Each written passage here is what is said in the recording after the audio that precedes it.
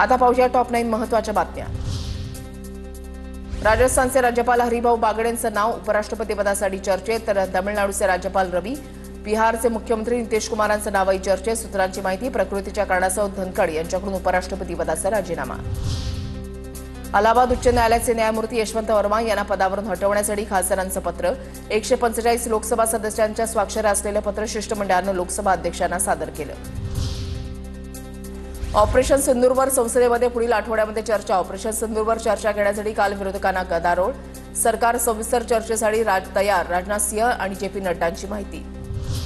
बाबा सिद्दीकी हत्या प्रकरणातील 2 आरोपींचा जामीन फेटाळला। आरोपी अखिलेंद्र सिंह आणि आकाशदीप सिंहचे संबंध असल्याचं कॉल रेकॉर्डिंगवरून उघड। मुंबई सत्र न्यायालयानं दोन्ही आरोपींचा जामीन अर्ज फेटाळला।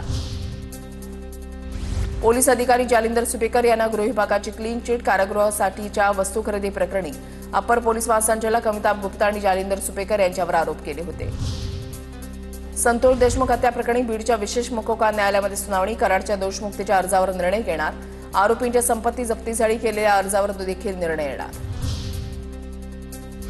सीबीएसई शाळांमध्ये उच्च दर्जाचे कॅमेरे बसवणं बंधनकारक। बदलापूर अत्याचार प्रकरणानंतर सीबीएसई बोर्डाकडून खबरदारी। उच्च क्षमतेचं ऑडिओ व्हिज्युअल रेकॉर्डिंग कॅमेरे बसवणं बंधनकारक। सीबीएसई बोर्डाकडून नियमावलीमधील 4थ्या प्रकरणामध्ये बदल।